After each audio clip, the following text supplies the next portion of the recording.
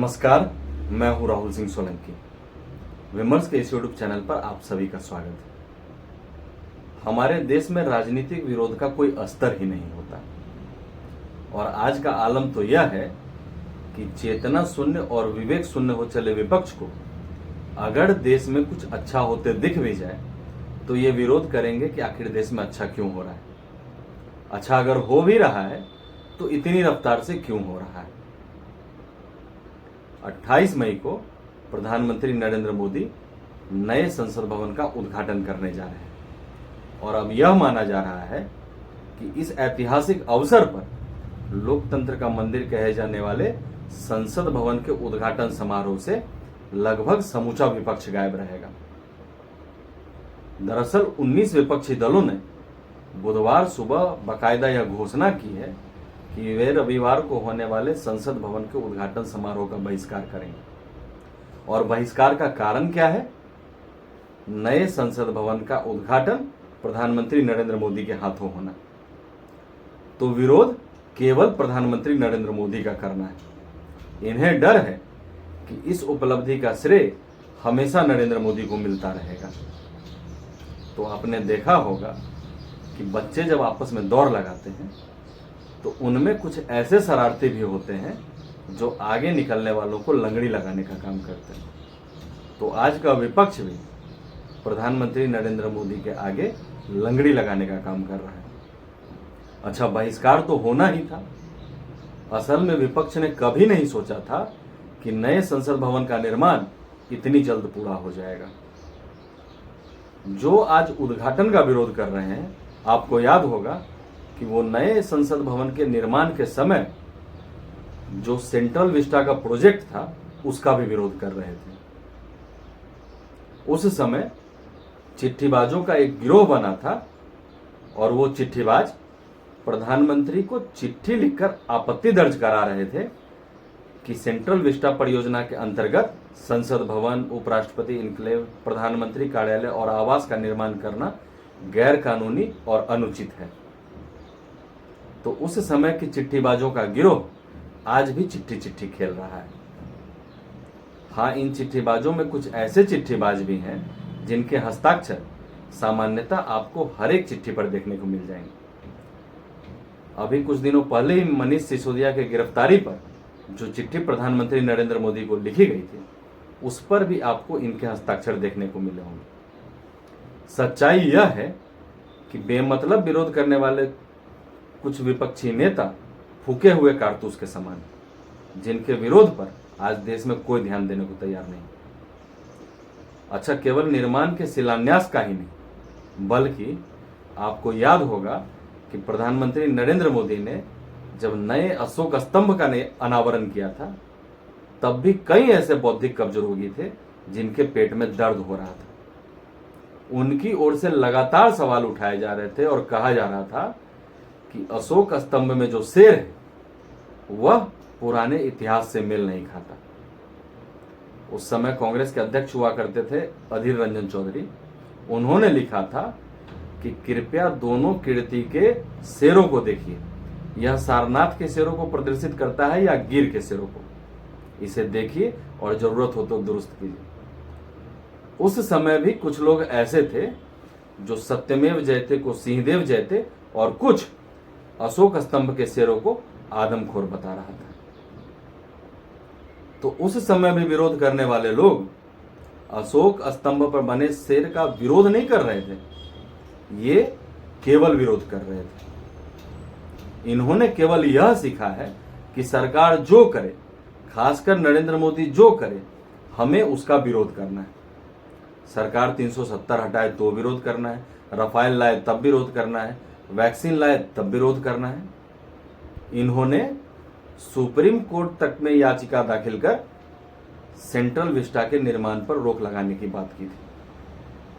कांग्रेस आरोप लगा रही थी कि देश में पैसों की कमी है और सरकार बेवजह पैसा खर्च कर रही है, जबकि नया संसद भवन बनाने का सुझाव कांग्रेस की ही सरकार में लाया गया था। तो देखिए, इसमें कांग्रेस की भी गलती नहीं, यह दरअसल कांग्रेस के भाग्य पर लिखा हुआ है कि करना वो चाहती है लेकिन कर नहीं पाती।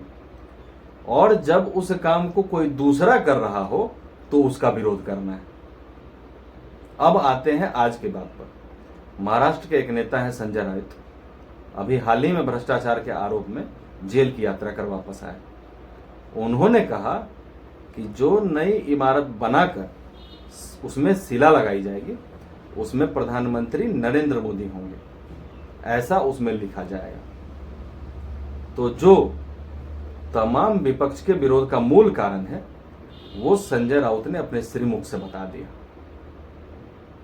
नरेंद्र मोदी जिस भवन का उद्घाटन करने जा रहे हैं, क्या वो भारतीय जनता पार्टी का ऑफिस बनने जा रहा है? तो जो विरोध कर रहे हैं उन्हें इस बात का भान होना चाहिए कि देश का नया संसद भवन भारत के गौरवमयी इतिहास, पुरानी परंपराओं, राजनीतिक मूल्यों और नए भारत का प्रतीक बनने जा रहा है। अच्छा, क्षेत्रीय पार्टियों को छोड़ दें तो मुख्य विपक्षी पार्टी कांग्रेस के पूर्व अध्यक्ष राहुल गांधी ने ट्वीट किया कि संसद के नए भवन का उद्घाटन राष्ट्रपति द्रौपदी मुर्मू को करना चाहिए।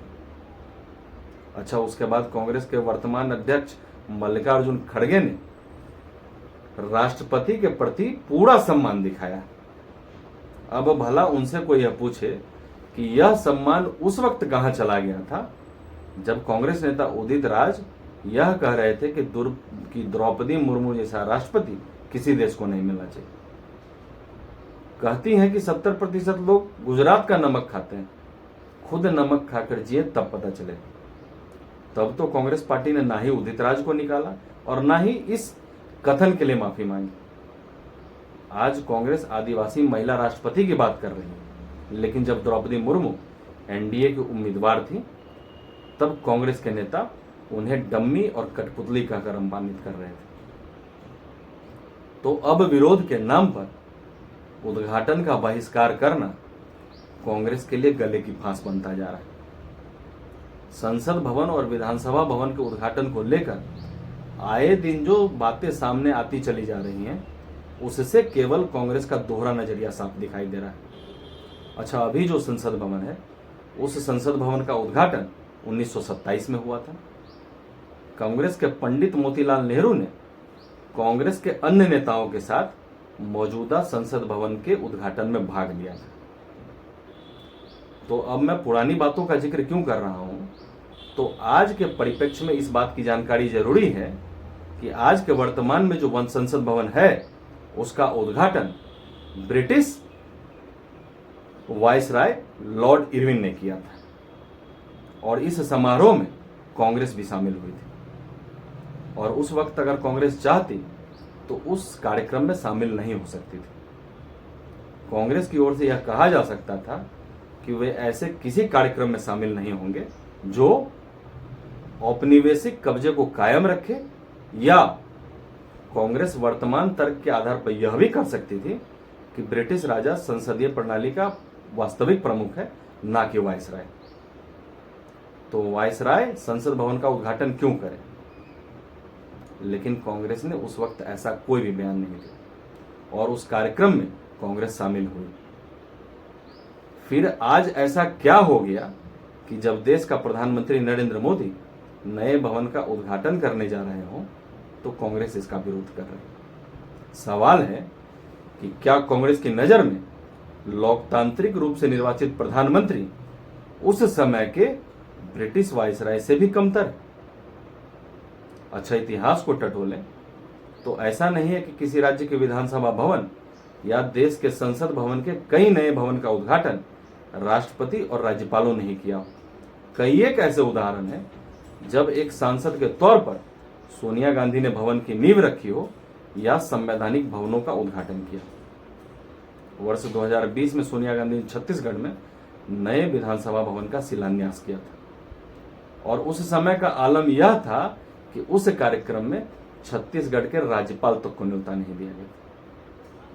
तो ऐसे में सवाल उठना लाजमी है कि कांग्रेस पार्टी किस तर्क के तहत सोनिया गांधी द्वारा छत्तीसगढ़ विधानसभा भवन के नींव रखने को सही ठहरा सकती है और प्रधानमंत्री नरेंद्र मोदी द्वारा नए संसद भवन के उद्घाटन को गलत। उसके अलावा दिसंबर 2011 में उस समय के प्रधानमंत्री मनमोहन सिंह ने और यूपीए की अध्यक्ष सोनिया गांधी ने इम्फाल में नए विधानसभा परिसर और सिटी कन्वेंशन समेत कई भवनों का उद्घाटन किया था। अच्छा, उसके अलावा अगर बिहार की बात करें तो फरवरी 2019 में बिहार के मुख्यमंत्री नीतीश कुमार ने प्रदेश विधानसभा के नए केंद्रीय कक्ष का उद्घाटन किया।